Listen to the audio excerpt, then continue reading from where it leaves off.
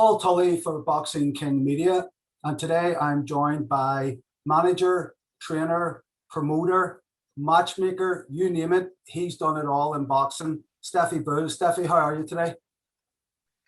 Yeah, it reminds me I've still got a job here in all that during these times. But yeah, I I'm good, actually, thanks. Good.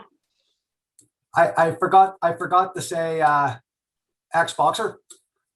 Ex-boxer, cutman, and rapper, spit bucket holder. I'll do anything if they're paying me. Just on that, out of all those roles you've performed in the boxing game, Stefy, which one do you derive the most enjoyment from? Do you know what? I've had enjoyment or satisfaction from everything I've done. So even down to being a fighter, I've had some fantastic nights and special moments that nobody can take away from me. Even down to silly little things as a cutman. Josh Whale had probably the worst cut I've ever seen in my life when we fought for European title in France in round one and holding that together for 12 rounds. Andy Townend got a nasty cut in an English title fight live on Sky Sports, dealing with that. So as a manager, the job done with Terry Harper, just on management alone, promoting, I've promoted with no financial backing, British, Commonwealth, English, European, world titles. So yeah, when I look back, I probably everything I've done, I've had satisfaction from whether it's been a hand rapper, cutman, managing, training, great nights as a trainer. So yeah, I've had special nights, everything. There's nothing that stands out more than anything else, if you get me. So I've had equal enjoyment out of everything I've managed to achieve. You're not a man for backing down from a challenge, then? No, I mean, it's the fight game, innit? We're full of challenges. Whether you're a boxer, whether you're a manager, whether you're a promoter, there's always something happens. I can remember when I was boxing, my old manager Johnny Rushton, he had a saying: "Expect the unexpected," and that's one thing that happens in boxing. You never know what's going to happen next. Mm-hmm. Yeah. So listen, just talking about Terry Harper there, what did you make of, I know last week I spoke to Terry, I did an interview with her, and she all but confirmed that her next appointment would be the Korean Choi. Yes. What did you make of her last performance there, her successful title defense against Calista Salgado? I thought she started very well. She started 3 or 4 rounds, started very well, and I was really impressed. And then I reckon that the occasion, she'd never fought out of her country before. So I reckon the occasion might have got to her. First time on Matchroom as a Matchroom fighter, first time on big time TV on DAZN, and Eddie were in the house. So I would imagine I'm not going off that one performance. You've got to be clever enough to give her the benefit of the doubt. And there were a lot of things in place that could have brought a lot of nerves. It looked like she burnt a lot of energy in the first few rounds, and off the performance, she definitely slowed down in the second half and wasn't as good as she started. But I'm not a fool to go off that. I'm not a fool at all. I've seen her box and put in some good performance over in Korea, in the country where she boxed most. And I've got nothing but respect for what Choi's done to win a world title in her debut at featherweight. To be undefeated in 19 fights, 18 have been world title fights. She's the longest reigning world champion female. So there's nothing negative that I take from that one performance, if you get me. She's got the utmost respect from me, and the best Terry Harper will be ready for whatever Choi brings, and that's my job. To be ready, because I'm not going to be fooled on that one performance. There were a lot at stake. I think she's a lot better than that performance, and will be more than ready for the best Choi. Just on that, I noticed that Choi had only fought once in 2018, once in 2019, and once in 2020. And I was saying to Terry when I interviewed her about how active a fighter She is. How many times she's gone out in recent years. Do you think that could be a factor in the fight? Yeah, definitely. I think, coming to the UK, I mean, remember that last fight was in America, and she had a training camp in America. That's where she's now based. So she will have still, after all that, being a comfort zone, and she hasn't been active. Maybe that's no fault of her own, and that's maybe just how it's ended up, not being able to get the right opposition and the right fights. She's not had the financial and the TV backing over there. It's like the inactivity could well be a big factor when it comes down to the fight, because now she's got to travel from America the week before, get settled in our country, and she's got to fight something that she's never been prepared to fight in the past. The Terry Harper is a bit special, and she's got something in front of her that's going to be something that she's not coped with. So it's going to be very hard for Choi. We're not going to sit and beat around the bush. I mean, it's going to be hard for us. So there's a lot of things stacked up for us, and we can only take positives from the situation we're in, and having home advantage and not being active. Terry in fantastic form, and we can only take the positives from it.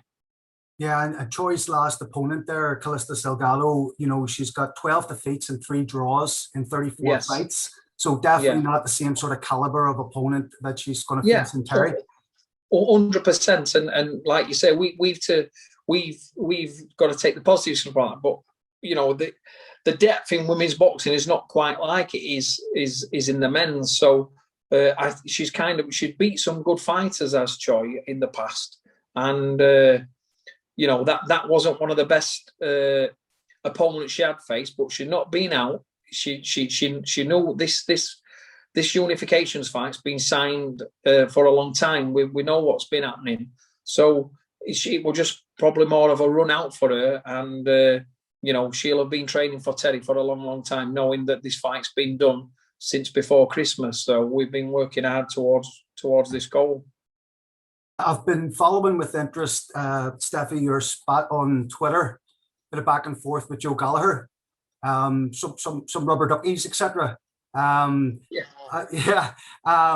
interviewed Tasha Jonas last week, and she said she was never fighting Terry until the 3rd fight of her 3-fight matchroom deal. She would love a rematch with Terry, but she hasn't got the time to wait around forever. What's your take on that? Well, my take, I mean, I don't know what the situation is regarding we don't see what kind of contracts they get offered, and as like I stated all along, that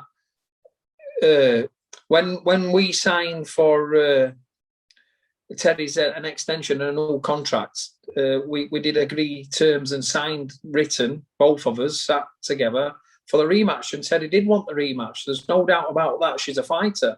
Remember that. Not remember, but I remind people that Terry accepted before Terry became a matchroom fighter. After only 6 fights, we were offered Natasha Jonas on 4 weeks' notice, and we accepted and signed and agreed terms for that for very, very little money, because I always had belief and the faith that Terry could perform at that level. So we took the gamble then. So we accepted the challenge after Terry's first defence as a voluntary. So it's not like we're not bothered or interested in the fight. Terry, million % wants a rematch, or wanted a rematch.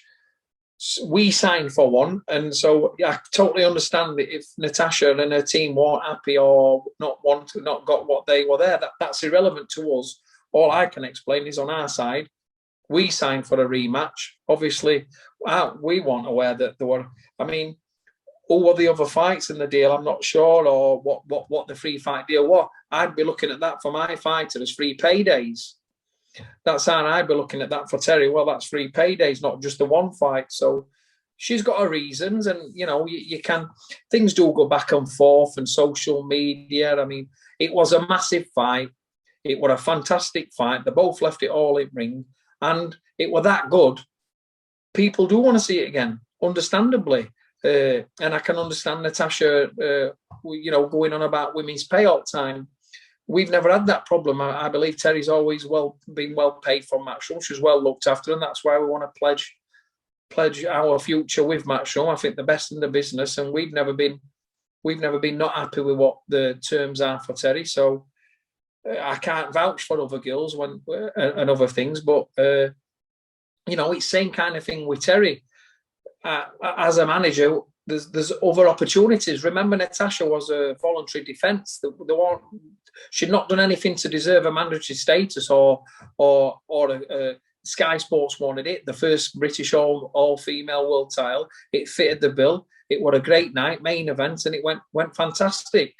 Did we sign for it again in a rematch? Yes, we did. Other things have happened, and probably the best thing that's happened to her, she'll be over the moon now. She'll be getting paid very well. I would imagine 6 figures, and deservingly. And she's got a fantastic opportunity to beat the pound for pound female best fighter on the planet, which Katie is. There's no doubt about that. There's no number 2 spot for Katie. In my opinion, she's number 1. And Natasha's got a great opportunity now on the back of a draw with Terry Harper and being relevant. People can say what they want, or they can think they won, or it's opinions. They don't really look at social. It's crazy but it's just an opinion, and facts are facts. It was a draw, a split decision draw, and it's made Natasha relevant of not having the best of pro careers coming off the defeat to Obanov, but she's shown now that she is world class, and rightly so. She deserves it. She'll get some big fights. So, that the moral of the story is we signed for a rematch, and obviously other paths have come involved. We're on path of unifications and want to push on to fight the other champions, and this is just how it is. If the fight happens again and presents itself, then it'll be there. It's just that's the business of boxing. Do you think the outcome of the fight between Tasha Jonas and Katie Taylor, do you think that'll have any bearing on the likelihood of a rematch, being made? I mean, if Natasha's successful, then she's just pulled off a massive win and changed her life. That's what's at stake for her. If she loses, she'll think other fights are already there. But coming off a draw and coming off a loss don't warrant fighting other world champions and unification. She'll probably have to have a couple of fights and rebuild. That's the facts. But another fact is Terry and Natasha would always sell. So, she's probably feels like she's in a win-win situation. We've all, as a fighter, got so much respect for Natasha because she's been there and done it at both amateur, and now she's doing it as a pro. You can only respect her. She's doing great things for women's boxing, and she'll probably feel like that the Terry fight will always be there. So it's at a point now where Terry's improving immensely. She's just a baby. When she fought Jonas after just 10 fights, 17 fights as a youth, just 23 years old, an inexperienced novice.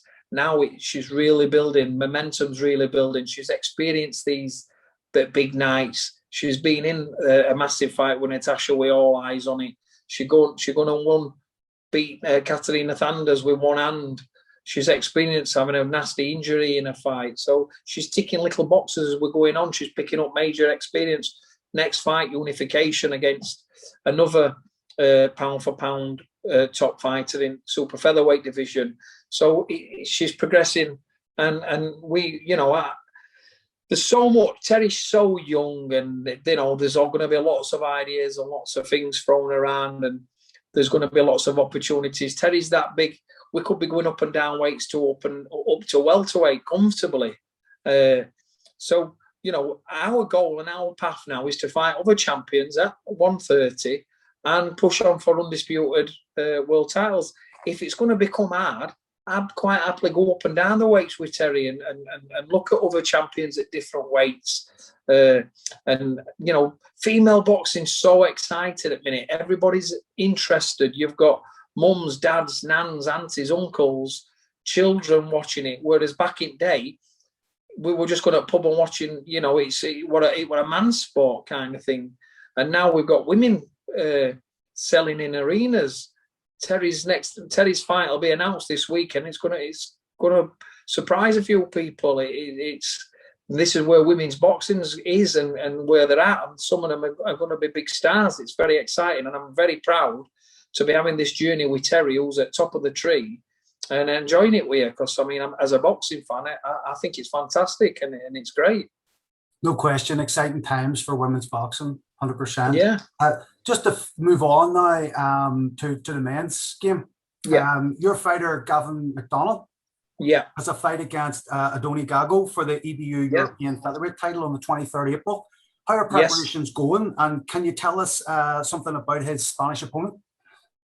Yeah, I mean, Adoni Gago is one of those is what you probably could say is as a stylistically very unorthodox. He's short. He comes in. He's rough. He's ragged. He's unconventional because he's not your basic hands up, elbows in, and he don't think he's just untidy and it's going to be a tough, rough and ragged. Gavin's got to have lots of discipline. Gago's world ranked by all the governing bodies and ranked as high as 5 by the IBF. So Gavin, you know, we could say him again. He's not been on this big stage for a few years now. He's kind of like the forgotten man. I've brung him back in small hall boxing in and around South Yorkshire where we live. Got in this mandatory position, and now a win. You could be virtually pushing on for an IBF world title. You've got Yazza Dickens and Kid Gallard boxing for the vacant featherweight title. So a win over Gago and his number 5 ranking, you could be in and around pushing on for another world title fight, and that's what's at stake. Gavin's in fantastic shape. It's his birthday today, actually, 35 years young. He's flying in the gym. And he's got his mojo back. He's enjoying boxing again. And I'm expecting and predicting a clinical performance. And I think, do you know what? Gavin's not known as a puncher, but he spent all his career at super bantamweight. Now he's gone up the weight and he's eating more. And, you know, massive for super bantamweight at 5'9", 5'10" in height. He's got a great engine. I think he'll stop Gago. And I think he'll be too busy. He'll be too accurate that back end of fight, and I predict he could be stopping him and making a real big statement. Yeah, it'd be great to see that. Yeah. Now, Stefy, Anthony Tomlinson, who you managed for most of his career, managed and trained for most of his career, he's left to go to Dennis Hobson. Yes. Was that an amicable split that you guys kind of arrived at by mutual agreement? Yeah. Do you know, me and Anthony are very good friends and close, and I'm always, he pops in the gym and still now and comes and sees us just for me to beat him at table tennis. But Anthony's a lovely kid, and I'm very proud of manoeuvring him to where he's got to. He's a talented fighter. His work ethics are like no other, and he's a nice, humble fighter. And how it went is, we're in a pandemic and fighters becoming impatient. They want something. Terry's flying on TV. Other fighters are willing to take fights. And Anthony will tell you, and I'm an open book. I show him emails, I show him messages.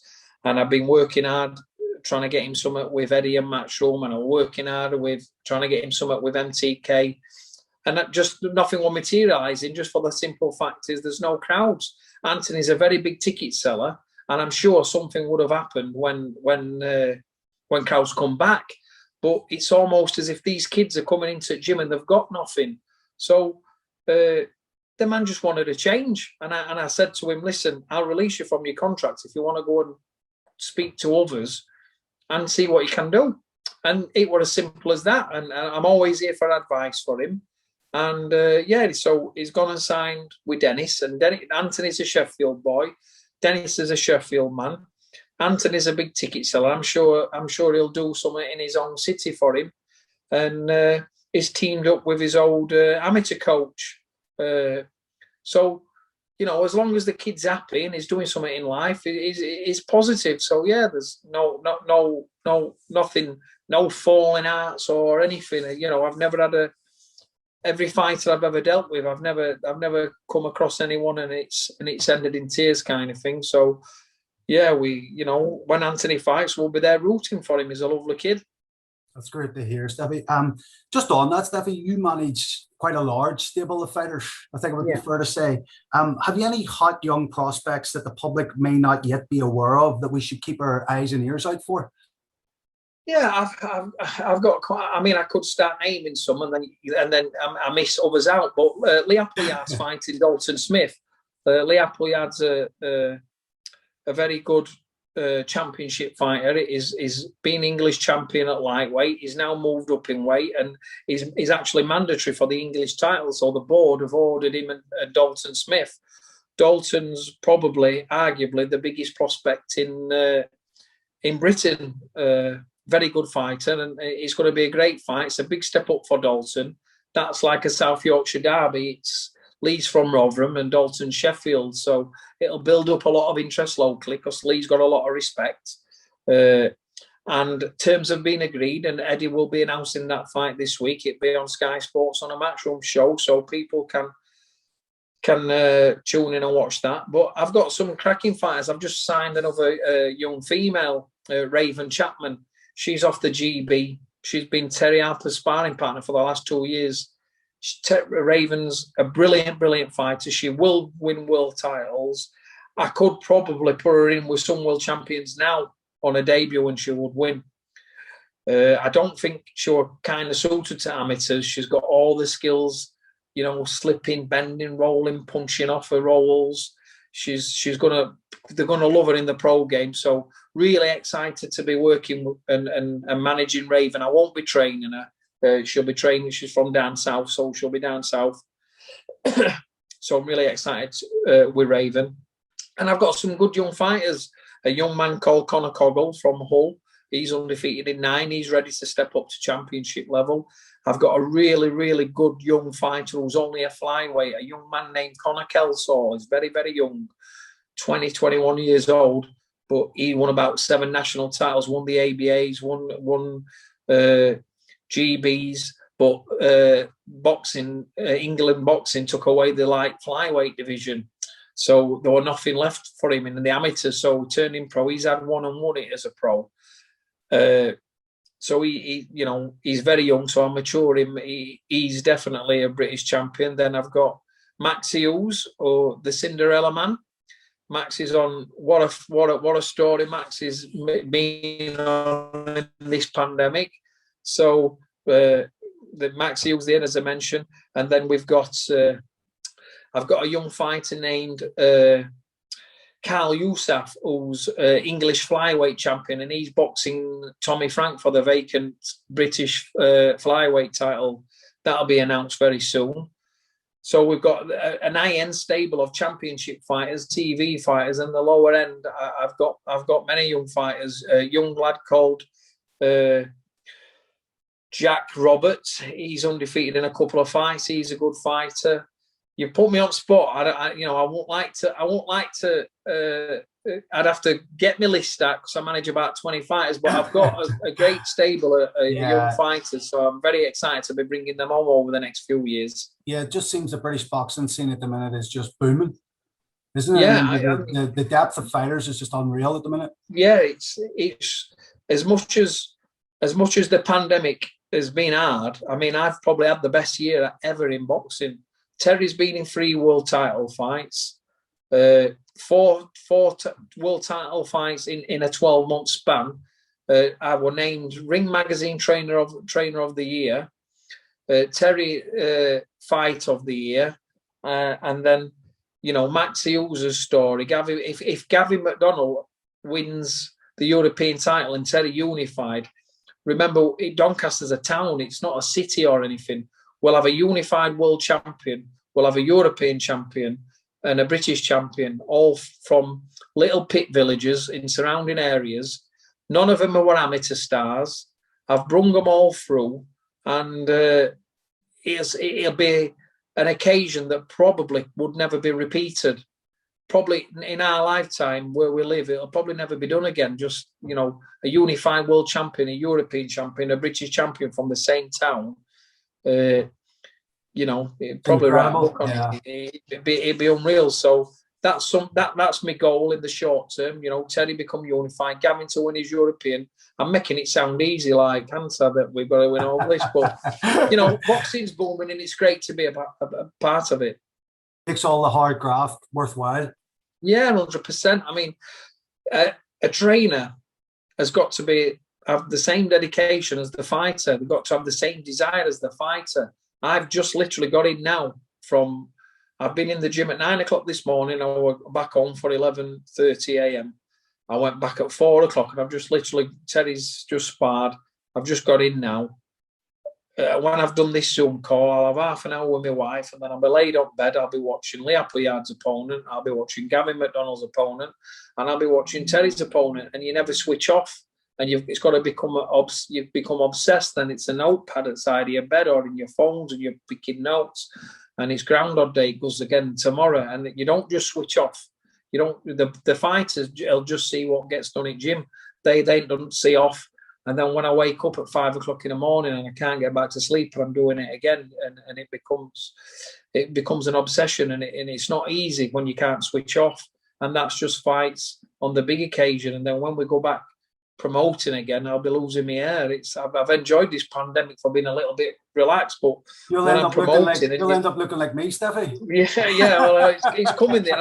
I comb my crown down now. Doing all right. Yes, doing all right. You know, it's a full-time job, but it's not a job. I'm blessed to have made a life from doing something I absolutely love, but you know, probably seeing back end of it now. I'm 44 in May, and after Terry, I think I'll be looking for an exit way out. You know, I can't keep going on. I've got daughters, 21-year-old and 19, and I've never had a life with them. I've got a wife that's always supported and just let me get on with the job. They deserve a bit of a life and a bit of my time once, because boxing's just taking all my time. But I'm very proud of what I do and the achievements that I've achieved. So yeah, it's just, you know, I'm just constantly doing my best for the fighters that I manage or I work with. I think the results speak for themselves, Stefy. Yeah, definitely. You only get out what you put in.